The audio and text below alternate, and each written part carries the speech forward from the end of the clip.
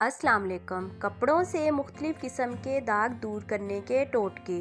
कपड़े नए हों या पुराने, अगर इन पर दाग लग जाएं तो वो अच्छे नहीं लगते। ख़ास तौर पर जिन घरों में बच्चे होते हैं वहाँ दाग लगना आम सी बात है।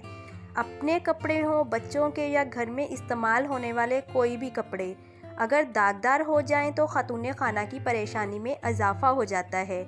आपकी परेशानी को मद्देनज़र रखते हुए दाग मिटाने के टोटके दर्जा झेल हैं जो आपकी परेशानी में काफ़ी हद तक कमी ला सकते हैं। चिकनाई या तेल के दाग, पान वाला चूना और चाक का पाउडर हम वज़न लेकर गाढ़ा पेस्ट बना लें।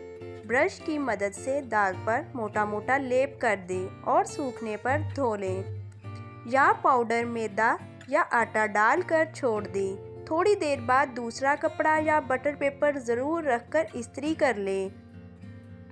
दाग पर डायरेक्ट इस्त्री से ग्रेस करें वरना दाग पक्का हो जाएगा। चाय के दाग, चाय के दाग पर नमक मलकर फ़ौरन धो लें। नमक जज़ब होकर रंग काटता है। अगर हो सके तो फ़ौरन सुहागा मल दें और 10 मिनट बाद नीम गर्म पानी से धो लें।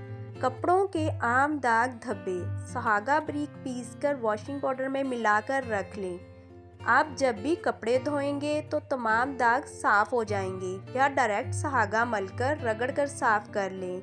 मेकअप के दाग, बेस के दाग पर ग्लिसरीन लगाकर 10 मिनट बाद गीले स्पंज से साफ़ कर लें और लिपस्टिक के दाग टूथपेस्ट से साफ़ करें।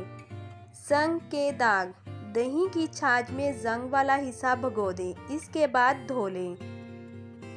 पेन की स्याही के दाग, पेन की दाग दूर करने के लिए इस पर हेयर स्प्रे लगाएं, इसके बाद फ़ौरन धो लें।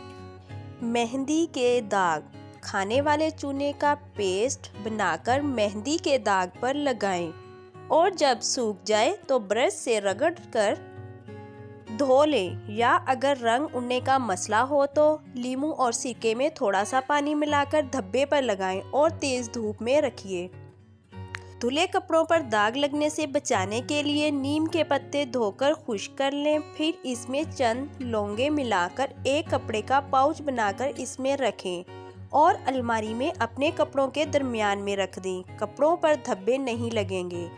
किसी भी पुराने दाग के लिए पीपल की छाल जलाकर राख बना लें, इसके बाद पानी मिलाकर पेस्ट बनाकर लगाएं और एक दिन छोड़ दें। अगले दिन बोरिक पाउडर से मलकर धो लें, दाग साफ हो जाएंगे। नाजरीन, अगर आप लोगों को आज की वीडियो पसंद आई तो प्लीज़ मेरे चैनल को सब्सक्राइब कर लें।